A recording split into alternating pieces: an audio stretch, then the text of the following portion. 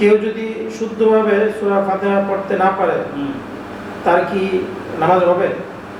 এই কোন ব্যক্তি আর কি যদি সে শুদ্ধ করে সূরা ফাতিহা পড়তে পারতেছে না, সূরা ফাতিহা পড়ার জন্য, শেখার জন্য তার সর্বশক্তি কি করতে হবে? নিয়োগ করতে হবে। নিয়োগ করে সূরা ফাতিহা পড়তে হবে, কারণ সূরা ফাতিহা ছাড়া নামাজ হবে না। যতদিন পর্যন্ত সূরা ফাতিহা পড়তে পারবে না ততদিন পর্যন্ত নামাজ হবে। এখন এই ক্ষেত্রে সে একটা মাসলা, যদি অনেক সময় দেখা যায় অনেক আলেম ওলামাদের ভিতরেও দেখা যায় যে সে হয়তো অনেক ভালো আলেম বা মাদ্রাসায় পড়াশোনা করছে, কিন্তু তার সূরা ফাতিহার ভিতরে লাহানা জ্বলিয়ে আছে, সে আলেম না। তো আলেম টুপির নাম না, এবং সনদের নাম না, দাড়ির নাম না। আলেম এলেমের নাম, আমলের নাম। এখন যে সূরা ফাতিহা মাদ্রাসার মধ্যে 12 বছর পড়ার পর সূরা ফাতিহা ঠিক হইল না, তাকে আলেম বলার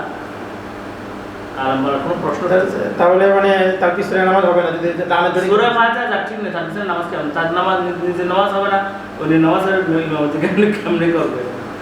সূরা ফাতিহা যার ঠিক নেই তার নামাজই হবে না। অথবা দেখা গেল যে মানে তার পিছনে যে নামাজ পড়তেছে হয়তো তারপর সহি শুদ্ধ আছে, এই জন্য তার হাতে নামাজ হবে, কিন্তু অন্য কেউ দেখা যায় তার থেকে আরো অশুদ্ধ, মানে তার সূরা ফাতিহা হইছে নামাজের জন্য। জি, লা সালাতা ইল্লা বিফাতিহাতিল কিতাব।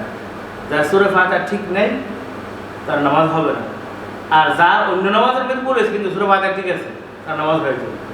বড় ওলামা কেরাম মধ্যে কেউ কেউ বলছেন লাহান জলি করলো তারপরে কি হয়ে যাবে? সূরা ফাতিহা যেহেতু ঠিক আছে, অন্য আয়াতে লাহান জলি করলো নামাজ কি? মানে অন্য আয়াতে কোরআন শরীফে অন্য আয়াতে সূরা ফাতিহা ঠিক হয়ে গেছে। ও সুবহানাল্লাহ। আরেকটা মাসলার ভিতরে আমরা জানতে পারলাম, তার মানে যদি কোনো ইমাম সাহেব যদি মানে লাহানে জলি নামাজ পড়ে, অর্থাৎ এক হরফের জায়গায় অন্য হরফ পড়ে ফেলায় এবং এটা যদি স্পষ্ট হয় তাহলে তার পিছনে নামাজ হবে না। এটা শেখ বললেন।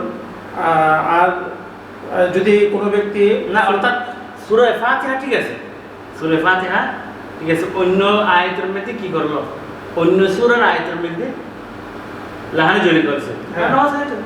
না, আমি বলতেছি সূরা ফাতিহার কথা না, সূরা ফাতিহার মধ্যে লাহানে জলি হলে নামাজ হওয়ার কোনো প্রশ্নই ওঠে সূরা না। ফাতিহাতে যদি কোনো ইমাম সাহেব লাহানে জলি পড়ে এক হরফের জায়গায় আরেক হরফ পড়ে তাহলে তার পিছনে নামাজ হবে না। নামাজ হবে না, কোনদিন এটাই তো মাসলা শেখ। আর মেরুদণ্ড ভাঙা। জি জি, এটা হচ্ছে মেরুদণ্ড ভাঙা। জি। আর যদি কোনো ব্যক্তিগতভাবে কোনো ব্যক্তি সূরা ফাতিহা অশুদ্ধ থাকে তাহলে যতক্ষণ তার নামাজও হবে না, যতক্ষণ পর্যন্ত সে তার সর্বশক্তি নিয়োগ করে সূরা ফাতিহা ঠিক করতে হবে। যতদিন পর্যন্ত সূরা ফাতিহা ঠিক হবে না ততদিন পর্যন্ত নামাজ হয়ে যাবে। আচ্ছা, সূরা ফাতিহা ঠিক হওয়া, সেটি করাই যে তার জন্য মানে সূরা ফাতিহাকে ঠিক করা এটা তার ফরজ, তার জন্য ফরজ আইন। এখন সে যদি এর ভিতরে গাফেল থাকে বা কোনো ভ্রুক্ষেপ না করে তাহলে কি নামাজ হবে না? তার নামাজ হবে না? তার নামাজ হবে না। জটিল মাসলা শেখ, এটা আসলে খুব গুরুত্বপূর্ণ না, মাসলা। নামাজ এটা তো খেলা না।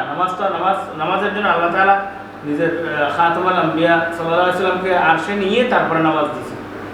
আর নামাজের সাথে খেলা নেই। আমি শেখ আমার মসজিদের কিছু মুসলিমকে বলছি যে তোমরা আমাকে চাইসা মস্ক করো, তোমাদের একবার ফি সাবিলিল্লাহ, তোমাদের তারপরে মানে আগ্রহ দেখা না। তারপরে অনেকজনের চেক করছি সূরা ফাতিহা শুনে দেখছি যে অনেক অশুদ্ধ আছে।